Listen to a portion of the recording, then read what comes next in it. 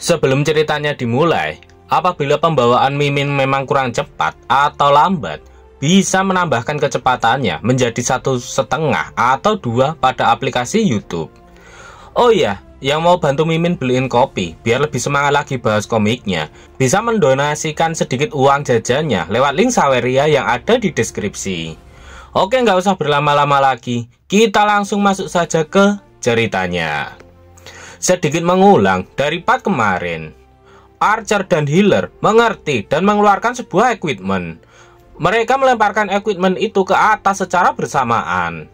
Equipment itu pun meledak di udara dan menimbulkan kepulan asap berwarna ungu yang membuat pandangan Ogre tertuju ke sana. Pesan sistem muncul, Agro telah diatur ulang.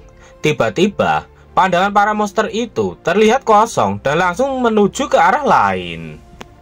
Benar saja, kawanan Ogre itu langsung berlari ke arah Yeking dan yang lainnya. Wuming mengatakan jika para monster itu mendekat ke arah mereka.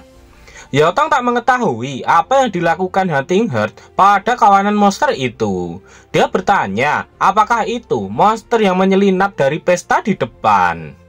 Yiling membantahnya. Dia tahu jika monster-monster itu tampaknya sengaja dipancing agar menyerang ke arah mereka. Jadi, Yiling langsung menyiapkan api di tangannya untuk bersiap meledakkan para ogre itu. Liu Xingran pun juga menjadi bersemangat. Mereka belum punya kesempatan untuk bertarung sejak memasuki abyss itu. Jadi sudah waktunya bagi mereka untuk menunjukkan jati diri mereka yang sebenarnya. Yeking memegang pundak kedua gadis itu. Dia mencegah mereka berdua agar tidak melakukan apapun dulu. Yeking meminta mereka untuk menghemat magic power dan HP mereka dan jangan berpartisipasi dalam pertempuran kecuali benar-benar diperlukan. Yiling masih belum tahu maksud dari Yeking kenapa mereka harus tidak menggunakan sihir dulu. Yeking menjelaskan jika sepertinya kelompok ogre itu menjebak mereka. Yeking meminta mereka agar membiarkan pasukan utama pemburu mengujinya terlebih dahulu. Dan untuk barisan belakang, Yeking yakin jika dia sudah cukup kuat untuk menahan mereka.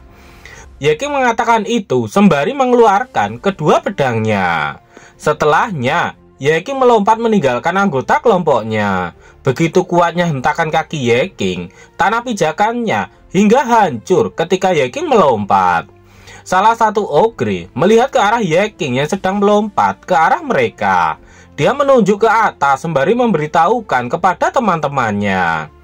Mereka cukup pintar sebagai seorang monster. Sebelum Yeking mendarat di tanah, salah satu ogre itu melemparkan jaring ke arah Yeking dan lemparannya cukup akurat. Saat jaring itu hampir menjerat Yeking, tiba-tiba Yeking menghilang. Dia menghilang menyatu dengan bayangan. Tak lama kemudian, Yeking muncul di belakang salah satu ogre. Ogre itu belum menyadarinya. Dia masih terpaku melihat Yeking yang menghilang di udara. Saat menyadari Yeking ada di belakang mereka, mereka pun langsung melihat ke belakang. Namun itu sudah terlambat bagi ogre yang tepat di hadapan Yeking. Ogre itu langsung ditendang oleh Yeking hingga terpental jauh ke belakang. Sedangkan ogre yang lainnya langsung mengepung Yeking dan bersiap mengayunkan senjata mereka langsung bersamaan ke arah Yeking. Tentu saja itu bukanlah hal yang sulit bagi Yeking untuk menghindarinya. Dia melompat ke atas lalu dengan kedua pedangnya. Saat Yeking turun, dia langsung menebas kedua ogre itu hingga kedua tubuh ogre itu terbelah menjadi dua.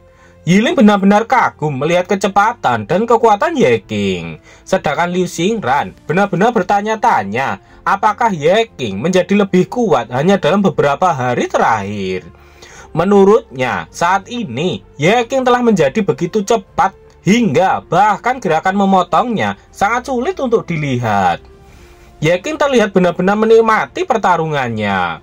Walaupun dia hanya sendirian, Yeking terlihat tidak sedang terdesak.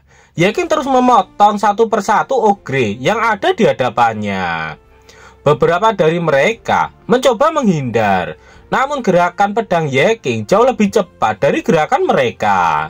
Tentu saja itu membuat potongan-potongan tubuh Ogre melayang-layang di udara, yang membuat Ogre yang masih hidup sangat ketakutan.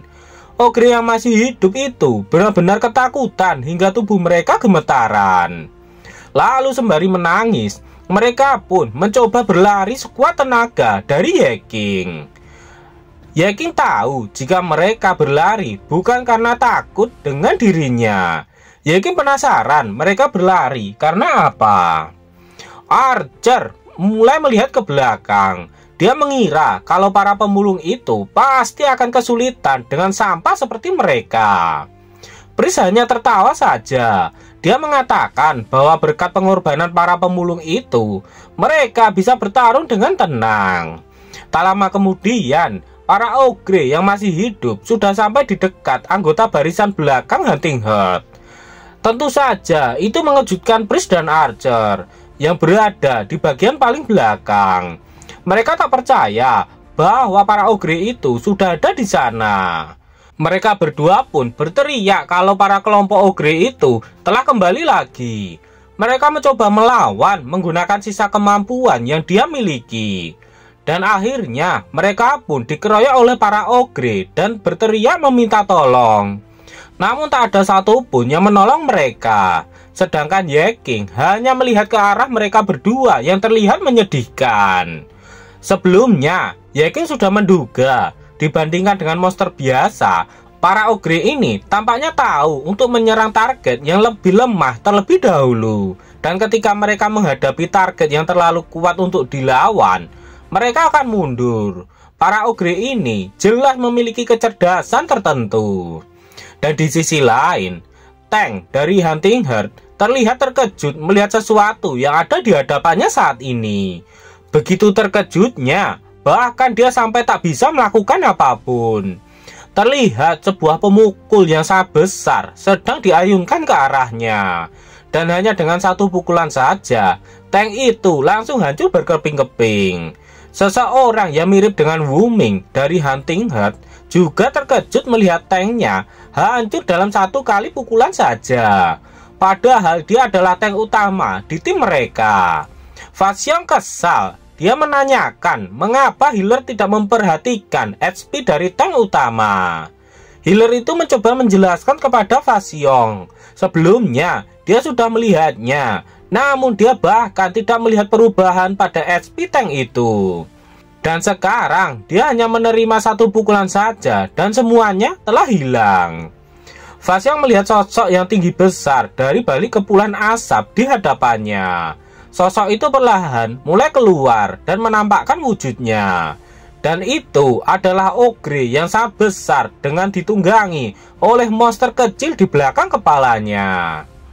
Bahkan tak hanya ada satu monster saja.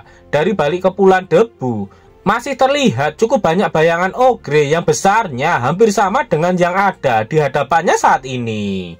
Fasion terdiam melihat kelompok prajurit Ogre tingkat tinggi yang ada di hadapannya saat ini. Bahkan menurutnya, mereka jauh lebih kuat daripada para rider. Seolah-olah mereka berasal dari dua tingkat kesulitan yang berbeda di waktu yang sama. Kemudian, Fasion memerintahkan anggotanya untuk mengatur ulang tim dan mempertahankan formasi mereka. Namun setelah melihat ke belakang, Fasion kembali dikejutkan oleh tim yang ada di belakang yang sedang kacau. Mereka berlarian dari Ogre yang muncul dari belakang. Garis belakang telah dipotong dan dihancurkan oleh Ogre Rider. Dan sekarang mereka telah dikepung oleh monster yang sangat besar dan kuat. Setelah melihat strategi yang dilakukan oleh para Ogre, Yeking tahu kalau para Ogre Rider hanyalah sebagai umpan saja. Dan Ogre kelas tinggi itu adalah kekuatan utama mereka yang akan menghancurkan para Hunting Herd. Apakah yang akan terjadi selanjutnya? Nantikan kelanjutannya di part berikutnya. Kalau komiknya udah update karena udah mentok.